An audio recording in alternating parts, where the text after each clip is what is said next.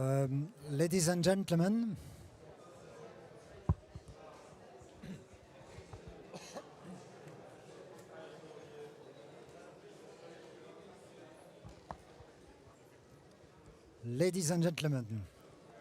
I'm very glad to be with you today and to welcome President Pendarovski from North Macedonia. President, you are living in Europe, in a country of Europe, and of course your country has to live with the consequences of a conflict in Europe. So we would be very glad to listen to your perception of what's happening. Thank you. I suppose that we are hearing each other. Okay. Thank you for an invitation. It was my pleasure. I'm coming for the second time to the Paris Peace Forum. For the first time being here during the first forum. And it is a great chance to see each other and to exchange the views on the most pressing issues of the world today. And of course, coming from a small country from the Balkan region, I certainly wouldn't like to address the most pressing global issues, but the most pressing issues and touching upon the region I'm coming from. Now, everybody is speaking in the past several months of the Ukrainian crisis and the fallout of that crisis. And I mean, illegal aggression of Russia against Ukraine, and speaking about the interruption of many vital chains in the world for supply of the food, of the energy, and of course, speaking about the disaster where the main subjects are the Ukrainian people and the great devastation going on in that country. But I can tell you that this is only the top of the agenda for the Western Balkan people and nations, because since the early 1990s we are in a kind of a crisis, permanent or revolving crisis of different types and nature. First of all, we haven't, speaking about those 6 Western Balkan countries, we haven't completed the transition from communism to capitalism. Some unresolved outstanding issues from the fall of Yugoslavia are still with us, speaking about the Dayton, Bosnia, north of Kosovo, and so on and so forth. So this is only a topic of the agenda and simply accelerating or worsening all the conditions being previously on the ground. So our people are unfortunately getting accustomed to crises of different types. But as we have spoken before the session started, you asked me to speak about the solutions. To be as short as possible, the solution for the systemic crisis still going on in the Western Balkan is to have more Europe and more of the Western alliance in the region. The state of affairs is not to be praised too much about in the region. We have been, honestly speaking, forgotten by the European integration project in the past decade, I would say, not only North Macedonia, but the rest of the Western Balkan region. No one is progressing towards Europe. No one. In the last decade, Serbia and Montenegro are negotiating. No breakthrough in this regard. Kosovo and Bosnia and Herzegovina are simply forgotten countries. No one speaking about them. I am speaking and referring to the Brussels agenda. And North Macedonia and Albania have been blocked by different reasons in the past years. And finally, we have saw the green light in this summer when we have started negotiations along with the Republic of Albania, of course, and we are now in the middle of that so-called screening process, which should start we should go on for about 14 months and should end by end of November next year. And after that, of course, we will enter the discussions about concrete chapters clusters previously the chapters of the European integration process. So that's going to be, everybody knows, it's going to be a very difficult and lengthy process with a lot of challenges along the way. And we will need much more of the presence of the European Union and of the countries which are organized, which are not only long-standing members of that organization, but have a long experience in building democracy and having organized societies. One of the negative consequences of being for so long outside of the mainstream of European integration is that the region is emptying. The youngest, the brightest, the most dynamic forces are leaving the region, definitely not looking back. On paper, we have, as a Western Balkan region, 18 million countries. In essence, we have 40 million maximum. and that these trends are simply, it seems to us today, as of present, as we are speaking, irreversible. So more Europe will mean that young people will have better chances to prosper in their countries and not to look throughout the world to prosper, to have a career, and to have the better standard, higher standard of living. So please, urging everybody coming from the old established European democracies to look into the Western Balkan with much more attention, not to look into the region or to the region only when the big migration crisis is going on. For example, that was the case in 2015-16 with the Syrian refugees, or when the Ukrainian war is going on. Just be more permanent in this approach towards the region.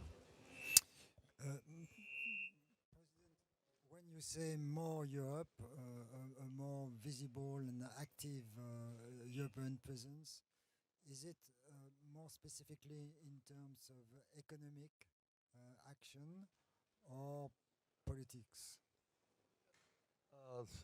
I can tell you that you're putting forward a dilemma which is not fully understood by people in Brussels and by many people living in the region. Why is that? We do not need only the common European market, not only economic integration. We do need democratic values as well. Whenever some initiative being strictly in the economic domain, being developed in the European Union, or being proposed by the European Union member countries, like the latest one, European Political Community, everybody is speaking whether that's going to be only the debate club, we are going to speak about something, or it's something, it will bring to us something tangible, something visible to our people, or speaking about the European economic area. We would like to be there, but we would like to be the part of the political institutions of the European Union as well. Political institutions. So we do need to speak about democracy. We do need to speak about human rights and freedoms. We do need to speak about independent judiciary. We do need to speak about the freedom of the media. So see, almost all of these mentioned by my side has nothing to do with looking into the dividends, into the profits and chasing the profits, speaking about money, material resources. We do need that, a higher standard of living. But believe me, much more than that, we do need an organized societies, services being delivered on an equal basis to all the citizens, regardless of their background. And of course, we do need free societies and liberties for each member of that society. President, you mentioned the candidature of your country to the European Union. You know, in France, you very often hear the criticism. This is not enough to have a process of joining the EU, and joining the EU should not be the only possible policy for the EU. There should be other ways to help or to engage with other countries in Europe. In that respect, you mentioned the European political community. How would you see those various levels? You know, what can be done independently from the Brussels processes? What can be done in the framework of the accession process? And what about this new body, the European political community? You know, the very moment that community was announced, I spoke with a few key players in Brussels, including Mr. Charles Michel, asked him directly and expecting the direct response, open response, as between friends. If this is envisaged by your side, I mean by the whole of the European Union, as a kind of a waiting room for the would-be members, or kind of an alternative to the permanent membership in the European Union, I would say no, thank you. We do not need additional debate club in order only to debate and to speak about European values and about the project of United Europe at peace. We do need something tangible. I've been told by many of my interlocutors in Brussels that it's going to be only an instrument who will help the main process, integration into the European Union. In such a case, we are willing to participate. But please do not offer us something which might be interpreted by the people in the region as a kind of a waiting room or kind of a preparatory club for the permanent membership, for the membership within the European Union.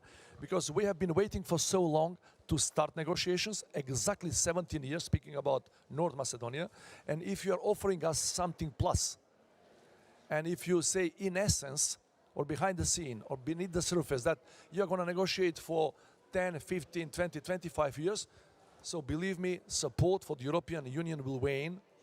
And I can tell you that the latest polling being done in all of the 6 countries in the region of the Western Balkans, not only in my country of North Macedonia, are disastrous. Then polling is showing that in the past 18 months, speaking particularly for my country, in the past 18 months, year and a half, the support for EU membership in my country dropped down by 25%.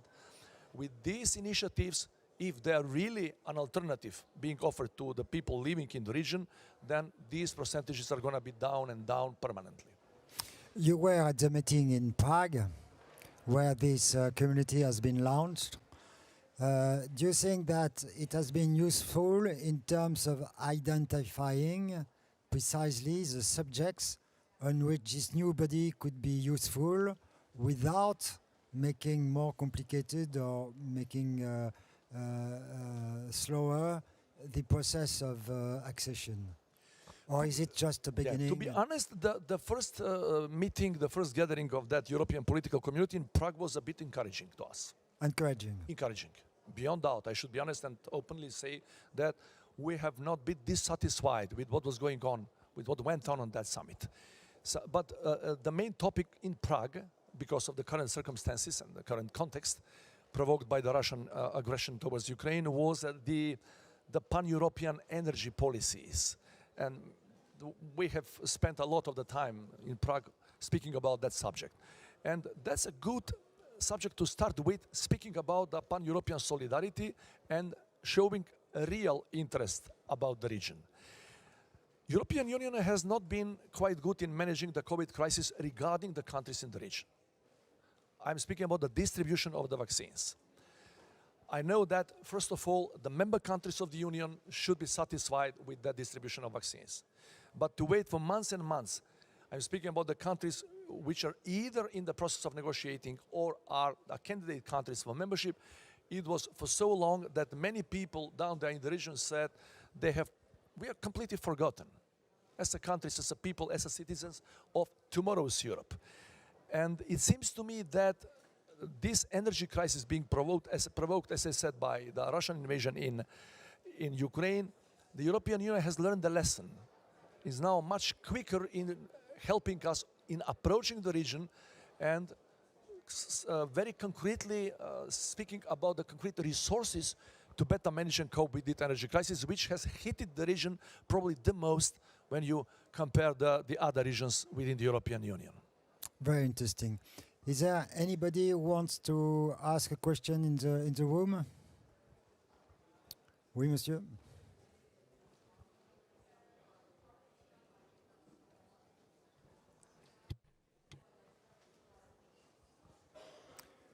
Maybe you could come.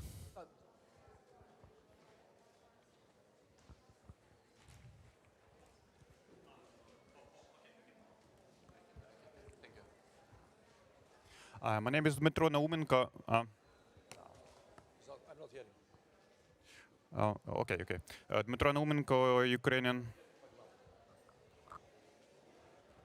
You can still. Okay. Not good.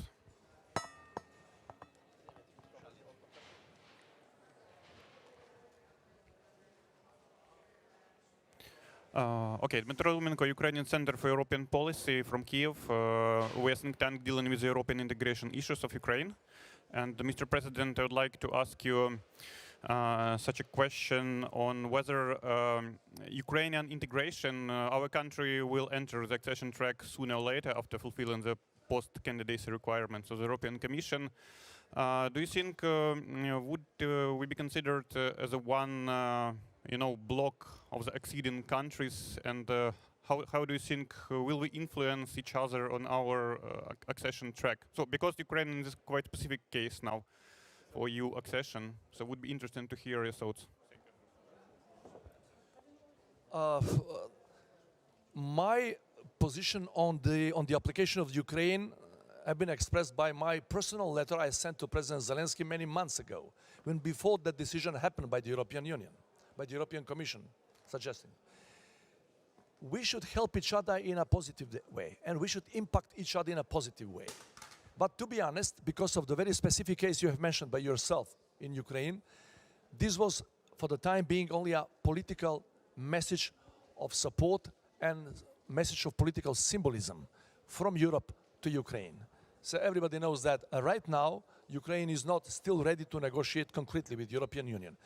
But in my view, that decision by the European Union, speaking about Moldova as well, and putting forward 2 countries from the Western region directly into the pipeline of negotiation, that was for the very long time, when you're looking back, showing the strategic view or outlook of the European Union. As I said, no one's expect today or tomorrow Ukrainians to start negotiations or screening process. We are now in. But that shows a clear solidarity and readiness on part of Brussels to tell to the Ukrainian people, we are counting on you as future formal Europeans. So that was a great, great move on the part of the European Union, which for years, in essence, was dealing with a petty bureaucratic decision. I have to say that. I'm sorry to say that. This was a strategic decision, strategic vision, and I would to encourage all leaders within the European Union right now to continue along that path. Thank you very much, President, for this very interesting conversation.